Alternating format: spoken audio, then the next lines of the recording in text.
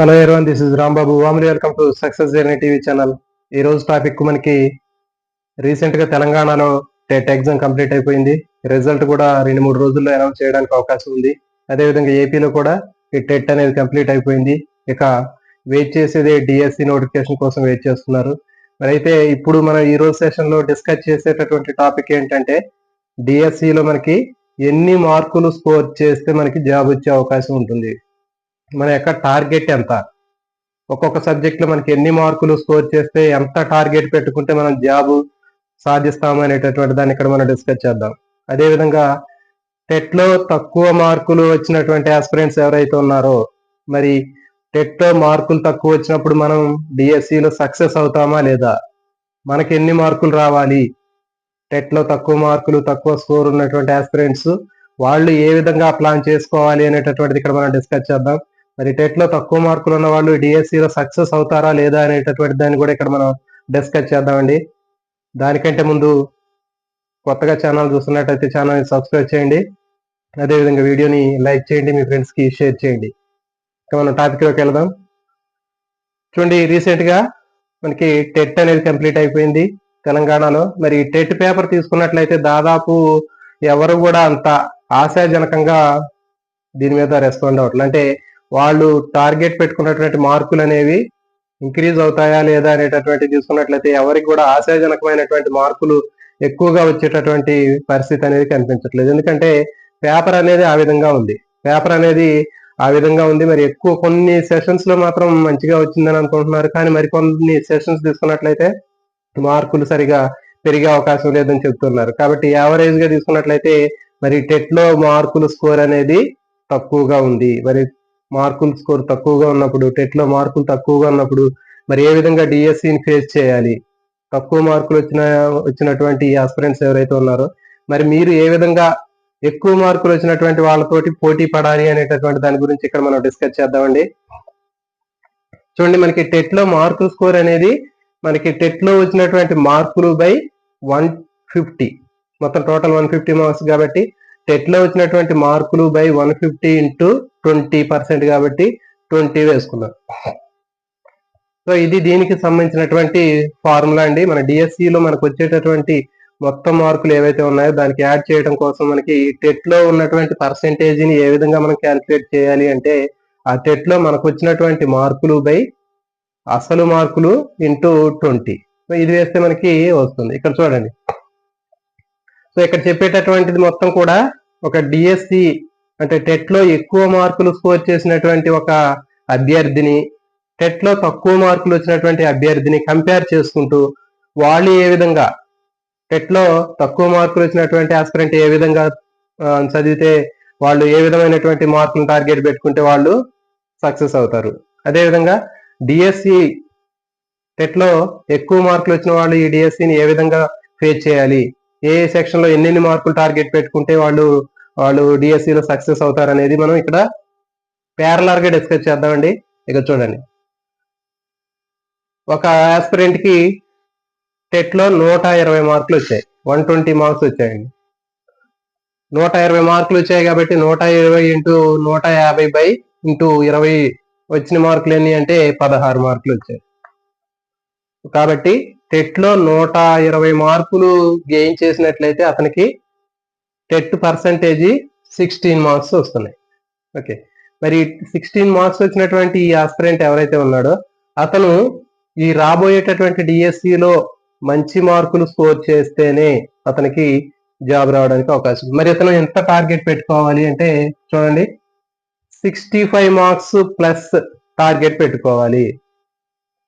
డిఎస్సిలో నెక్స్ట్ రాయబోయేటటువంటి డిఎస్సిలో 65 మార్కులు 65 ప్లస్ మార్కులను టార్గెట్ పెట్టుకోవాలండి.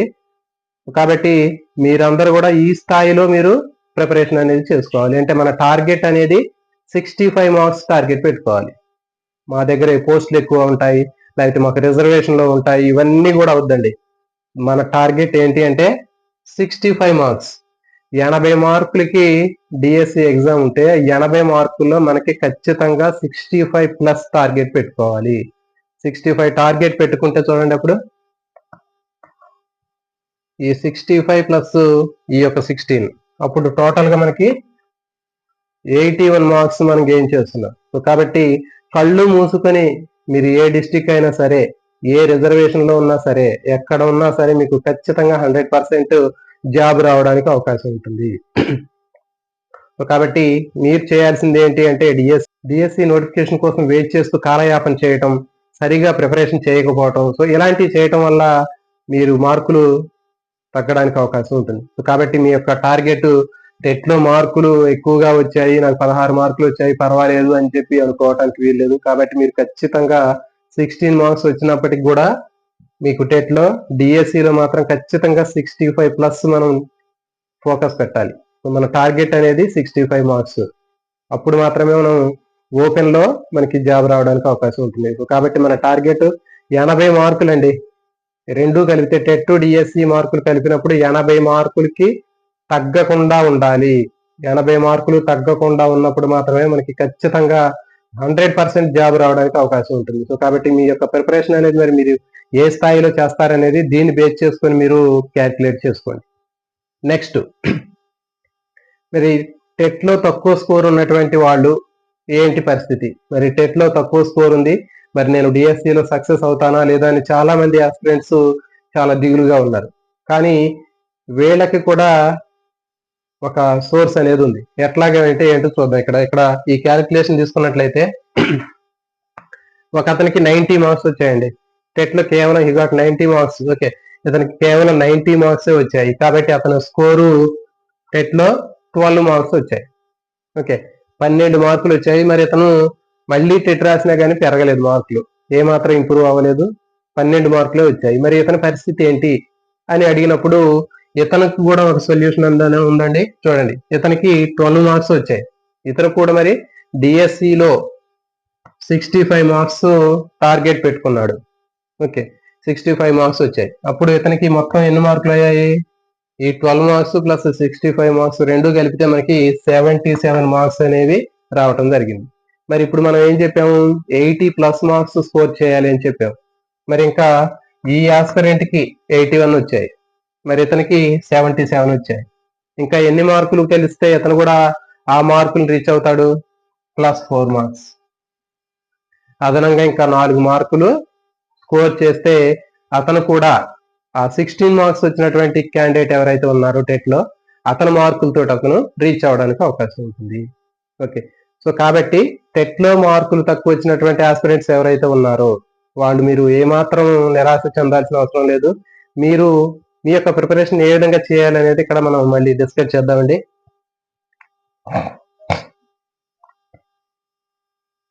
ఇక్కడ చూడండి, నెక్స్ట్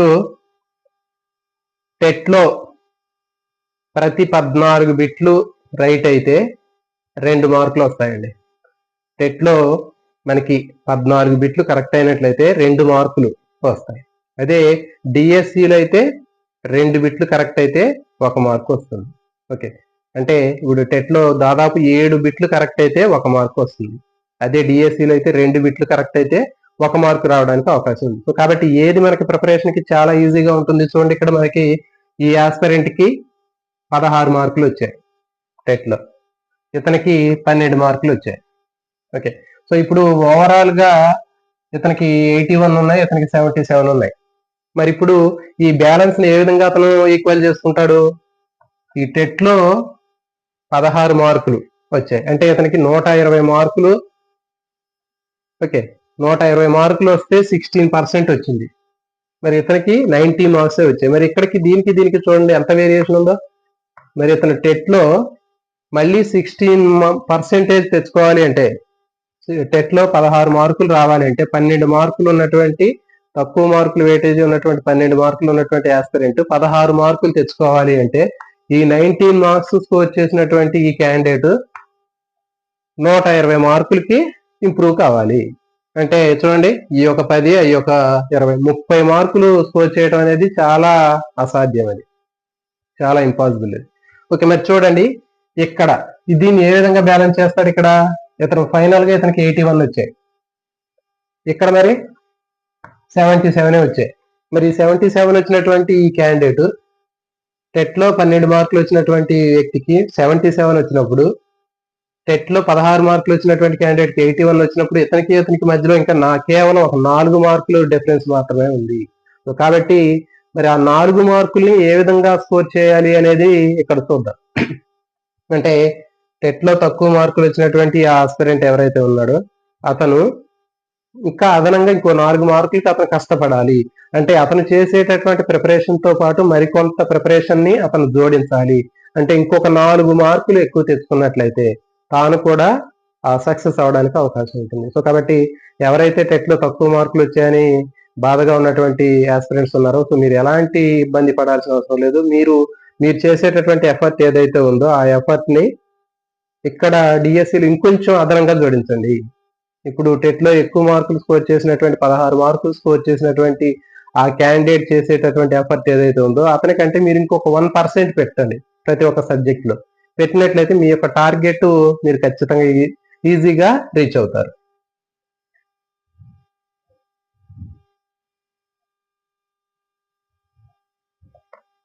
ఇక చూడండి, ఇప్పుడు ఇక్కడ చూద్దాం. మరి ఆ మార్కులు మనం స్కోర్ చేయాలి అంటే టెట్ లో ఎక్కువ మార్కులు స్కోర్ చేసినటువంటి ఒక ఆస్పిరెంట్ రాబోయేటటువంటి డిఎస్సిలో ఎన్ని మార్కుల్ని టార్గెట్ గా పెట్టుకోవాలి, ఎంత టార్గెట్ గా పెట్టుకోవాలి, ఒక్కొక్క సబ్జెక్ట్ లో మనకి మాక్సిమం ఎంత స్కోర్ చేయాలి అనేటటువంటి దాన్ని డిస్కస్ చేద్దాం. అదేవిధంగా తక్కువ మార్కులు వచ్చినటువంటి టెట్ లో తక్కువ మార్కులు వచ్చినటువంటి ఆస్పిరెంట్స్ కూడా ప్యారలర్ గా వాళ్ళు కూడా వీళ్ళని రీచ్ అవ్వాలంటే వీళ్ళు ఏ విధంగా ప్రిపేర్ అవ్వాలి, ఒక్కొక్క సబ్జెక్ట్ లో ఎంత టార్గెట్ పెట్టుకోవాలనేది మనం ఇక్కడ చూద్దాం. ఇక చూడండి, ఎస్జిటికి స్కూల్ అసిస్టెంట్ తీసుకున్నట్లయితే ఇది ఇక్కడ ఏపీకి చెప్తున్నాను, తెలంగాణ కూడా దాదాపు అటు ఇటుగా ఉంటుంది. కొంచెం ఇక్కడ ఈ కరెంట్ అఫైర్స్, జీకే, ఈ పర్స్పెక్టివ్స్ ఇన్ ఎడ్యుకేషన్ దీంట్లో కొంచెం చిన్న చిన్న మార్పులు అనేవి ఉంటాయి. సో కాబట్టి ఇక్కడ ఇప్పుడు చెప్పేది మొత్తం కూడా ఏపీ వాళ్ళకి సంబంధించినటువంటి దాదాపు ఇది కూడా తెలంగాణకు కూడా ఇదే విధంగా ఉంటుంది. ఇక్కడ చూడండి, జీకే, కరెంట్ అఫైర్స్ ఇవి 4, 4, 8 మార్కులు ఉన్నాయి ఎస్జిటి వాళ్ళకి. అదే స్కూల్ అసిస్టెంట్ అయితే 5 మార్క్స్ ఉన్నాయి. అంటే జీకే, కరెంట్ అఫైర్స్ ఎస్జిటి వాళ్ళకి 8 మార్క్స్ అయితే స్కూల్ అసిస్టెంట్ కి 10 మార్కులు ఉన్నాయి. తర్వాత పర్స్పెక్టివ్స్ ఇన్ ఎడ్యుకేషన్ ఎస్జిటి వాళ్ళకి 4 మార్కులు, స్కూల్ అసిస్టెంట్ వాళ్ళకి 5 మార్క్స్ ఉన్నాయి. సైకాలజీ ఎస్జిటి వాళ్ళకి 8 మార్క్స్, స్కూల్ అసిస్టెంట్ వాళ్ళకి 5 మార్క్స్ ఉన్నాయి. Next అసలైంది content. ఎస్జిటి వాళ్ళకి 40 మార్కులు ఉన్నాయి, స్కూల్ అసిస్టెంట్ వాళ్ళకి కూడా 40 మార్కులు ఉన్నాయి. అయితే స్కూల్ అసిస్టెంట్ వాళ్ళకంటే కంప్లీట్ గా వాళ్ళకు ఉన్నటువంటి సబ్జెక్ట్ ఫిజికల్ సైన్స్ అయితే ఫిజికల్ సైన్స్, బయాలజికల్ సైన్స్ అయితే బయాలజికల్ సైన్స్, సోషల్ స్టడీస్ అయితే సోషల్ స్టడీస్, మ్యాథమెటిక్స్ అయితే మ్యాథమెటిక్స్, ఇట్లా వాళ్ళకి సంబంధించినటువంటి కంటెంట్ మీదే పర్ఫెక్ట్ గా మొత్తం ఈ మార్క్స్ అనేవి ఉంటాయి. నెక్స్ట్ ఎస్జిటి తీసుకున్నట్లయితే 5 రకాలైనటువంటి కంటెంట్లు ఉన్నాయంటే చూడండి, Telugu, English, maths, science, social. So ఈ 5 రకాలైనటువంటి సబ్జెక్టులతో పాటు ఒక్కొక్క దాంట్లో మనకి ఒక్కొక్క కంటెంట్ లో 8 మార్కులు ఉన్నాయి. చూడండి, తెలుగులో 8 మార్కులు, ఇంగ్లీషు, మ్యాథ్స్, సైన్స్, సోషల్ ఒక్కొక్క దాంట్లో 8 మార్క్స్ చొప్పున 8 × 5 మొత్తం 40 మార్క్స్ కంటెంట్ కు ఉంటుంది. నెక్స్ట్ 20 మార్క్స్ మెథడాలజీ అనేది 20 మార్క్స్ ఉంటుంది. అదే స్కూల్ అసిస్టెంట్ అంటే వాళ్ళకి సంబంధించినటువంటి ఆ మెథడాలజీ అనేది మాత్రమే ఉంటుంది. అంటే సోషల్ స్టడీస్ వాళ్ళకి సోషల్, సైన్స్ వాళ్ళకి సైన్స్, మ్యాథ్స్ వాళ్ళకి మ్యాథ్స్, అట్లా వాళ్ళకి సంబంధించినటువంటి మెథడాలజీ 20 మార్క్స్ ఉంటుంది. నెక్స్ట్ మరి ఎస్జిటి వాళ్ళకి తీసుకున్నట్లయితే ఎస్జిటిలో 5 రకాలైనటువంటి మెథడాలజీలో ఒక్కొక్క మెథడాలజీకి 4 మార్క్స్ చొప్పున 20 మార్క్స్ అనేవి ఇక్కడ ఉన్నాయి. ఓకే, సో ఇవి మనకి టార్గెట్ మార్క్స్. ఓకే, అయితే ఈ టార్గెట్ మార్కుల్లో ఉన్నటువంటి మార్కుల్లో మన టార్గెట్ ఎంత, మనం ఎంత టార్గెట్ పెట్టుకుంటే మనకి ఈ మార్కులు మనం స్కోర్ చేస్తే డిఎస్సిలో సక్సెస్ అవడానికి అవకాశం ఉంటుందనేది చూద్దాం. అంటే ఎక్కువ మార్కులు వచ్చిన వాళ్ళు, టెట్ లో ఎక్కువ మార్కులు స్కోర్ చేసిన వాళ్ళు ఎంత టార్గెట్ పెట్టుకోవాలి, మరి టెట్ లో తక్కువ మార్కులు స్కోర్ చేసిన వాళ్ళు ఎంత టార్గెట్ పెట్టుకోవాలి అనేది ఇక్కడ మనం చూద్దామండి. ముందుగా కంటెంట్. స్కూల్ అసిస్టెంట్ తీసుకున్నప్పుడు స్కూల్ అసిస్టెంట్ సంబంధించినటువంటి వాటిలో కంటెంట్ అనేది చాలా ముఖ్యమైనదండి. ఈ కంటెంట్ 40 మార్కులకు ఉన్నటువంటి కంటెంట్ లో ఎట్టి పరిస్థితిలోనూ 35+ ఉండాలి మార్కులు. 35 మార్కుల కంటే తక్కువ ఎట్టి పరిస్థితిలో ఉండకూడదండి. మరి మీ యొక్క ప్రిపరేషన్ అనేది అంత స్టాండర్డ్ గా మీరు చేసుకోవాలి. మనం రిజర్వేషన్లు ఉన్నాయి, తర్వాత పోస్టులు ఎక్కువ ఉంటాయి, నాకు 30 వస్తే సరిపోతుంది, 25 మార్కులు ఇవన్నీ వద్దండి. మొత్తం మనం ఏం చేయాలి అంటే మన టార్గెట్ 40 మార్కులు ఉన్నటువంటి కంటెంట్ లో ఖచ్చితంగా మనకి 35 మార్కులు రావాలి. అంటే 80 బిట్లు వస్తాయి. 80 బిట్లలో మనకి ఒక్కో దానికి 6 మార్కులు చొప్పున మొత్తం 40 మార్కులు ఉన్నాయి. మరి ఆ 40 మార్కుల్లో ఎట్టి పరిస్థితుల్లోనూ 35కి 1 మార్కు పైనే ఉండాలి కానీ కిందకి ఎట్టి పరిస్థితిలో ఉండకూడదు. కాబట్టి మరి మీ యొక్క ప్రిపరేషన్ అనేది ఏ స్థాయిలో చేయాలి అనేది మీరు దీన్ని బట్టి డిసైడ్ చేయండి. నోటిఫికేషన్ పడలేదు, నోటిఫికేషన్ కోసం వెయిట్ చేస్తున్నాం అంటారు. మరి కానీ వీటిలో మీరు ఒక 40 మార్కులకి పెట్టినట్లయితే ఎన్ని మార్కులు మీరు స్కోర్ చేస్తున్నారు? లేకపోతే ఒక 80 మార్కులకి ఒక పేపర్ తయారు చేసుకొని మీరు దాన్ని ఆన్సర్ చేసి చూడండి. మరి 80 మార్కులకి 80 బిట్లకి మీరు ఎన్ని చేయగలుగుతున్నారు, ఎన్ని తప్పులు అవుతున్నాయి అనేటటువంటి దాన్ని బేస్ చేసుకొని మీ యొక్క ప్రిపరేషన్ మీరు టైట్ చేసుకోవచ్చు. ఎట్టి పరిస్థితుల్లోనూ 35 మార్కులకి తగ్గకూడదండి. ఆ విధంగా కంటెంట్ అనేది 100% మనకి కంటెంట్ అనేది అక్కడే తెలిసిపోతూ ఉంటుంది. అక్కడ కంటెంట్ లో మార్కులు పోయాయి అంటే 30 కంటే తక్కువ 30, 32 అట్లా వచ్చాయి అంటే ఇక మనకి హోప్స్ అనేవి తగ్గిపోతూ ఉంటాయి. కాబట్టి 100% మన యొక్క ఫోకస్ అనేది కంటెంట్ మీద పెట్టాలి. మన సబ్జెక్ట్ అది మనకి బాగా ఇష్టమైనటువంటి సబ్జెక్టు, మనకి ఎక్కువ దాని మీద పట్టున్నటువంటి సబ్జెక్ట్ కాబట్టి ఆ పట్టున్నటువంటి దాంట్లో ఎట్టి పరిస్థితుల్లోనూ మనకి పోకుండా మన మార్కుల్ని ఇంప్రూవ్ చేసుకోవాలి. తర్వాత మెథడ్స్. ఈ మెథడాలజీ కూడా తర్వాత చాలా ముఖ్యమైనటువంటి టాపిక్ మెథడాలజీ. మెథడాలజీలో మనకి 20 మార్క్స్ ఉన్నాయి. అదే స్కూల్ అసిస్టెంట్ అయితే కంప్లీట్ గా వాళ్ళకి సంబంధించినటువంటి సబ్జెక్ట్ ఉంటుంది. 20 మార్క్స్ లో ఎట్టి పరిస్థితుల్లోనూ మనకి 16+ ఉండాలి. మెథడాలజీలో కూడా 16 మార్కుల కంటే పైనే ఉండాలి. అంటే మినిమం 15 కంటే తగ్గకూడదు ఎట్టి పరిస్థితుల్లోనూ. ఓకే, సో కాబట్టి ఇట్లా టార్గెట్ పెట్టుకొని మీ యొక్క ప్రిపరేషన్ అనేది చేయండి. నెక్స్ట్ సైకాలజీ తీసుకున్నట్లయితే 5 మార్కులకి గాను 4 మార్కులు టార్గెట్ పెట్టుకోవాలి. అంటే 10 బిట్లు ఇస్తే 10 బిట్లలో ఖచ్చితంగా 8 బిట్లు రైట్ అయ్యేటట్లుగా ప్లాన్ చేయాలి. నెక్స్ట్ పర్స్పెక్టివ్స్ ఇన్ ఎడ్యుకేషన్ 5 మార్కులు అంటే 10 బిట్లు అంటే కనీసం 6 బిట్లు రైట్ అవ్వాలి. Next current affairs, GK current affairs లో 5, 5, 10 మార్కులు ఉన్నాయి. ఓకే, 10 మార్కులు అంటే 20 బిట్లు వస్తాయి. 20 బిట్లలో మనకి ఖచ్చితంగా చూడండి 5 మార్కులు కరెంట్ అఫైర్స్ లో 3 మార్కులు రావాలి కనీసం. జీకేలో 5 మార్కులు ఉన్నట్లు దానికి ఖచ్చితంగా 3 మార్కులు రావాలి. అర్థమవుతుందా? కాబట్టి ఈ విధంగా మన యొక్క టార్గెట్ ని మనం ఫిక్స్ చేసుకోవాలి. ఈ విధంగా టార్గెట్ ని ఫిక్స్ చేసుకొని మనకి చూడండి ఓవరాల్ గా మొత్తం 65 మార్క్స్ రావాలి. సో ఇవన్నీ కూడా కలిపినప్పుడు 65 మార్క్స్ రావాలి. మెథడ్స్ లో 16 మార్కులు వేసుకోండి. కంటెంట్ లో 40కి 36 మార్కులు టార్గెట్ పెట్టుకోండి. సైకాలజీలో 5కి 4 వేసుకోండి. పర్స్పెక్టివ్స్ ఇన్ ఎడ్యుకేషన్ లో 5కి 3, కరెంట్ అఫైర్స్ లో 3, జీకేలో 3. సో ఇట్లా టార్గెట్ పెట్టుకొని మొత్తం ఓవరాల్ గా మనకి 65 మార్క్స్ అనేవి ఫైనల్ టార్గెట్ అండి. ఈ టార్గెట్ ని పెట్టుకొని మరి మీ యొక్క ప్రిపరేషన్ ని ఏ విధంగా చేస్తారు అనేటటువంటిది అది మీ ఇష్టానికే ఆధారపడి ఉంటుంది. నెక్స్ట్ మరి తర్వాత టెట్ లో తక్కువ స్కోర్ చేసినటువంటి వాళ్ళు కనీసం మ్యాక్సిమం 12 మార్కులు అనేవి దాదాపు ఎవరికైనా వచ్చి ఉంటాయి. సో మరి 12 మార్కులు వచ్చినటువంటి వాళ్ళు మీరేం చేయాలి అంటే ఇంకొక 5 మార్క్స్ ఎక్కువ గెయిన్ చేసుకుంటే సరిపోతుంది. ఆల్రెడీ మనం చెప్పాము ఇంతకు ముందు. అర్థమవుతుందా? మరి ఇక్కడ వీళ్ళకి 16 మార్కులు వచ్చాయి టెట్ లో, మరి మీకు 12 మార్కులు వచ్చాయి. సో కాబట్టి ఇంకా ఆ వేరియేషన్ రెండింటిని మనం రీచ్ అవ్వాలి అంటే ఏం చేయాలి అంటే మీరు కూడా సేమ్ అదే ఎఫర్ట్ పెడతారు. ఆ 65 మార్క్స్ తెచ్చుకున్నారు. ఓకే, మరి ఆ 65 మార్క్స్ తర్వాత మీకు వచ్చినటువంటి ఆ 12 మార్కులు కలిస్తే మీకు 77 మార్క్స్ వచ్చాయి. మళ్ళీ మీరు 81 మార్కులు రావాలి అంటే మీకు ఇంకా ఒక 4-5 మార్కులు రావాలి, ఒక 4 మార్కులు రావాలి.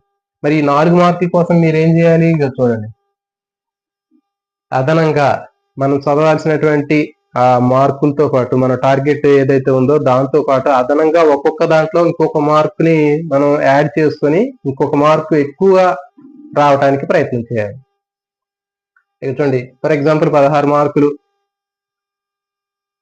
టార్గెట్ పెట్టుకున్నారు మెథడాలజీలో. అంటే 16 మార్కులు టెట్ లో వచ్చినటువంటి వాళ్ళు మెథడాలజీలో 20 మార్కులు, కంటెంట్ లో 36 మార్కులు పెట్టుకున్నప్పుడు మనం ఇంకొక మార్కుని అదనంగా జోడించుకోవాలి. వాళ్ళు చేసే ప్రయత్నంతో పాటు మనం ఇంకొంచెం ప్రయత్నం ఎక్కువ చేసి ఇంకొక మార్కు అదనంగా వచ్చేటట్లు మనం ప్రయత్నం చేసినట్లయితే మనం కూడా టెట్ లో ఎవరైతే తక్కువ మార్కులు వచ్చాయో వాళ్ళు కూడా ఈజీగా రీచ్ అవ్వడానికి అవకాశం ఉంటుంది. కాబట్టి ఇక చూడండి, టెట్ లో 16 మార్కులు వచ్చిన వాళ్ళు 65 మార్క్స్ వస్తే వాళ్ళు 80 మార్క్స్ రీచ్ అవుతున్నారు. మరి టెట్లో తక్కువ మార్కులు వచ్చిన వాళ్ళు వీళ్ళు ఏం చేయాలి, డిఎస్సిలో ఇంకొక 5 మార్కులు అదనంగా యాడ్ చేసుకోవాలి. మనకున్నటువంటి సబ్జెక్ట్ లో ఒక్క మార్కు అంటే ఇప్పుడు నీకు టెట్లో వచ్చినటువంటి మార్కులు నువ్వు పక్కన పెట్టు, నీ పక్కన మీ ఫ్రెండ్ ఉన్నాడు, మీ ఫ్రెండ్కి 16 మార్కులు వచ్చాయి టెట్లో, కానీ నీకు 12 మార్కులు వచ్చాయి. మరి అతనితో నీకు ఈక్వల్ గా రావాలి అంటే నువ్వేం చేయాలి, అతను చేసినటువంటి ప్రిపరేషన్ తో పాటు నువ్వు కూడా చేస్తున్నావు, దాంతో పాటు అదనంగా ఇంకొక మార్కుని నువ్వు అక్కడ ఎఫర్ట్ పెడుతున్నావు. ప్రతి ఒక్క దాంట్లో కంటెంట్ లో 1 మార్కు, మెథడాలజీలో 1 మార్కు, సైకాలజీలో 1 మార్కు, అతనికంటే నీకు ఇంకొక మార్కు రావడానికి ప్రయత్నం చేసినట్లయితే మన యొక్క టార్గెట్ ని ఈజీగా రీచ్ అవ్వచ్చు. కాబట్టి మీ యొక్క ప్రిపరేషన్ అనేది ఈ విధంగా చేసినట్లయితే 100% మీరు సక్సెస్ అవుతారు. టెట్ లో మార్కులు తక్కువగా ఉన్నాయి అనేటటువంటి బాధ అనేది ఎవరికి అవసరం లేదు. ఆల్రెడీ చెప్పాం మనం, టెట్ లో 14 బిట్లు రైట్ అయితే మనకి 2 మార్కులు వస్తున్నాయి. అదే డిఎస్సిలో మాత్రం 2 బిట్లు రైట్ అయితే 1 మార్కు వస్తుంది. సో కాబట్టి ఎలాంటి టెన్షన్ పడాల్సిన అవసరం లేదు. మరి టెట్ ఆల్రెడీ కంప్లీట్ అయిపోయింది ఏపీలో కూడా. సో కాబట్టి మీ యొక్క ఎఫెక్ట్ అనేది 100% డిఎస్సి మీద పెట్టాలి. దానిలో కూడా కంటెంట్, మెథడాలజీ అనేది 100% మీరు దాని మీద ఫోకస్ చేయాలి. తర్వాత మిగిలినవన్నీ కూడా సరైనటువంటి టైం టేబుల్ ప్లానింగ్ వేసుకోండి. ఖచ్చితంగా ప్రతి ఒక్క సబ్జెక్ట్ లోను మన టార్గెట్ ఎంత అనేది మీరు ఫిక్స్ చేసుకుని, ఆ టార్గెట్ ని ఫిక్స్ చేసుకున్న టార్గెట్ ప్రకారం మనం ముందుకెళ్తేనే ఖచ్చితంగా సక్సెస్ అవడానికి అవకాశం ఉంటుంది. అట్లా కాకుండా రిజర్వేషన్లు ఉన్నాయి, మా జిల్లాలో ఎక్కువ ఉన్నాయి, ఇవన్నీ కూడా పక్కన పెట్టండి. మీరు ఆ ఓపెన్ టార్గెట్ ఏదైతే ఉందో ఆ టార్గెట్ కోసం ప్రయత్నం చేయాలి. ఎందుకంటే మనకి టైం అనేది గోల్డ్ అంతా ఉంది. మరి ఉన్నప్పుడు ఈ ఉన్నటువంటి టైంని సద్వినియోగం చేసుకుని దీని ప్రకారం మనం ఫాలో అయినట్లయితే 100% సక్సెస్ అవడానికి అవకాశం ఉంటుంది. సో కాబట్టి ఈ విషయం అంతా మీ అందరికి కూడా యూజ్ అవుతుందని ఆశిస్తున్నాను. తప్పకుండా వీడియోని లైక్ చేయండి, అదేవిధంగా మీ ఫ్రెండ్స్కి షేర్ చేయండి. జై హింద్.